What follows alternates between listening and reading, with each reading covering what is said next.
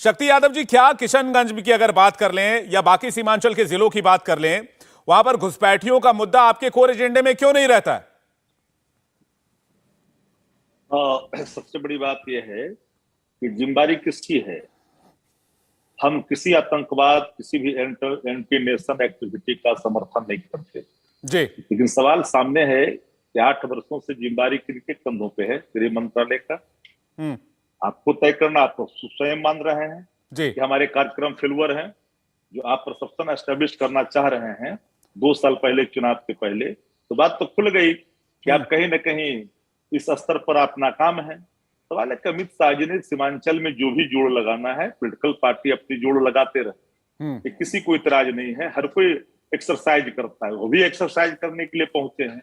पर बिहार, आप जान लीजिए कि बिहार एक ऐसे राजनीतिक जगह है जहां से कई चीजें अतीत इस बात के दर्शन कराते हैं कि रेखांकित करते रहिए लोकतंत्र के संदर्भ। और मैं आपको खुले तौर पर कहता हूं कि भले ही हमारे प्रेम शुक्ला जी को ये बात मेरी कड़वी लग जाए, लेकिन यथार्थ सत्य है कि इसका प्रभाव पूरे उत्तर भारत में पड़ेगा और दक्षिण भारत में क्या हालात है बताने की जरूरत नहीं।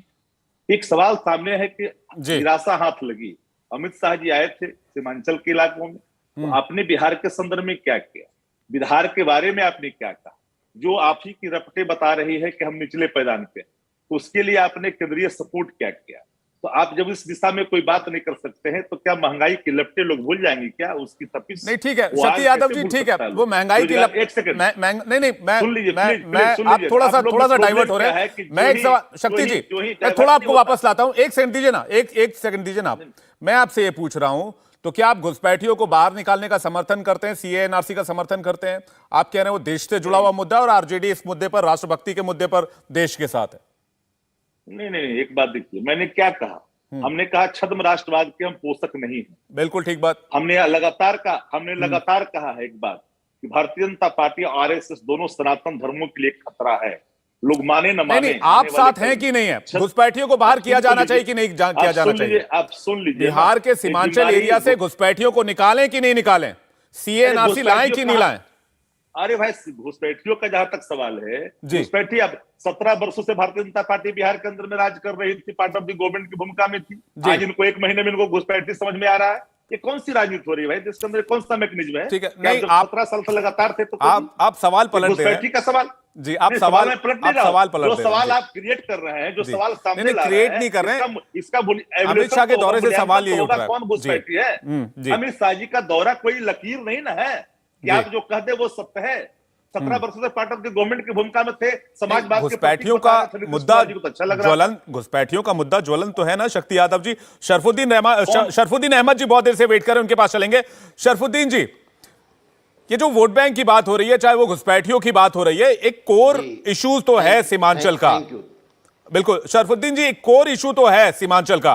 और अमित शाह ने एक, मैं बयान कोट करूंगा, उन्होंने कहा कि किसी को किसी से डरने की जरूरत नहीं है। इशारा क्या है? देखिए, ये जो अमित शाह साहब का दौरा है सीमांचल का, वो बहुत पॉलिटिकली करेक्ट है। इसलिए कि आप अगर नज़र डालें तो जितनी भी मुस्लिम मेजॉरिटी एरियाज होते हैं वो असेंबली या पार्लियामेंट में, वहाँ बीजेपी इलेक्शन जीतने में कामयाब हो जाती है, क्योंकि मुसलमान वोटों का बंटवारा इतना करा देती है कि वो एक साथ नहीं रह पाते हैं और बीजेपी अक्सर वो सीटें जीत जाती है जहाँ मुसलमानों की मेजॉरिटी होती है। दूसरी बात ये कि ये जो अभी आपने कहा कि घुसपैठियों का मसला है, घुसपैठियों का मसला सिर्फ इलेक्शन में नहीं है, पूरी मुल्क के लिए और पूरे वक्त के लिए है। तो अगर इतना बड़ा मसला है तो जब वो सरकार में थे तो उन्हें उस पर कार्रवाई कुछ करना चाहिए थी। अभी जितने दिन तक वो स्टेट की गवर्नमेंट में थे, कभी मुंह नहीं खोलते हैं, कोई काम नहीं करते हैं। और दूसरी बात ये कि वो एनआरसी आसाम पे पूरी तरह से फेल हुए हैं, कि अगर आप नज़र डालें तो कितनी बार उन्होंने स्टैंड बदला। पहले उसे कम्युनल इशू बनाया, बाद में जब 40 लाख लोग रजिस्टर से बाहर हुए और उसमें पाया गया कि वो हिंदू भी हैं, मुसलमान भी हैं, आदिवासी भी हैं, उनके पास पेपर्स नहीं थे, तब इन्होंने उस इशू को, जहां से अपने को बैक ट्रैक किया और उस इशू पे नहीं रहे कि आसाम में एनआरसी लागू हो। इन्हीं के हाथ में था, इनकी सरकार आसाम में थी, इनकी सरकार सेंट्रल में थी, वहां से अलग हटके फिर ये डाइवर्ट कर रहे हैं। आप कहते हैं कि सीमांचल में अगर कोई घुसपैठ है तो सबसे पहले उसका स्टेट गवर्नमेंट को उसका कोई ब्यौरा देना चाहिए। सिर्फ पॉलिटिकल इशू नहीं है, ये सोशल इशू है कि कुछ लोग कहां से आ रहे हैं। अगली बात यह है सोशल के साथ साथ ये नेशनल सिक्योरिटी का भी इशू है, उसकी हैसियत किसी जी। तो ये तो सेंट्रल गवर्नमेंट को सामने ला के रखना चाहिए ना, वो करती नहीं है, वो सिर्फ एक पॉलिटिकल इशू बनाती है। ये पॉलिटिकल इशू अकेला नहीं है, ये सोशल इशू है, एडमिनिस्ट्रेटिव इशू है। तो जो सरकार में लोग हैं उनको सामने लाना चाहिए। सिर्फ ये बात करने से, इसका एक प्रोपेगेंडा करने से हल होने वाला नहीं है। नहीं, यानी कि आप ये कह रहे हैं शरफुद्दीन जी कि अवैध रोहिंग्या और अवैध बांग्लादेशियों को बाहर निकाला जाना चाहिए जो सीमांचल एरिया में अवैध तरीके से घुसा है।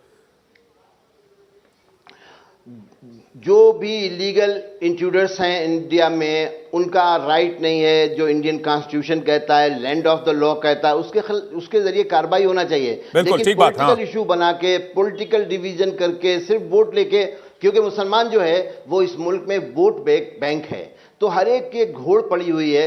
कुछ लोग कहते हैं प्रोटेक्शन देंगे, कुछ लोग कहते हैं सेकुलरिज्म के नाम पर वोट दो, कुछ लोग कहते हैं डरा के वोट दो, कुछ लोग कहते हैं मुसलमानों में इतना खौफ पैदा कर दो कि वो हमें वोट दें, कुछ लोग कहते हैं कि हिंदुओं में इतना खौफ पैदा कर दो कि हमें वोट दें। ये पॉलिटिक्स जो मुल्क में हो रही है, सीमांचल भी उसका एक हिस्सा ही है, उसी का एक छोटी झांकी है। कोई बहुत बड़ी बात नहीं, सारे मुल्क में ये हो रहा है। लेकिन ये बड़ी बात कह रहे हैं आप, ठीक है कि उनका जो आपका सवाल सभी पार्टियों से है। मुझे लग रहा है कि आप आरजेडी, जेडीयू, बीजेपी सबसे सवाल पूछना चाह रहे हैं। मैं प्रेम शुक्ला जी, पहले आपका, चूंकि आप सेंटर में रूलिंग पार्टी और कई सारे सवाल आपकी तरफ आए हैं कि 8 साल में आपने घुसपैठियों के मामले पर क्या किया। एक बात सिर्फ जी जी 10 सेकंड। हाँ, बोलिए। बार भी हमने इलेक्शन में, बिहार के इलेक्शन में इंटरवीन किया था और हमारे लीडर पप्पू यादव की क़यादत में हमने एक वहां पे संगठन वो भी बनाया था, अलायंस, हमने इलेक्शन लड़ा था।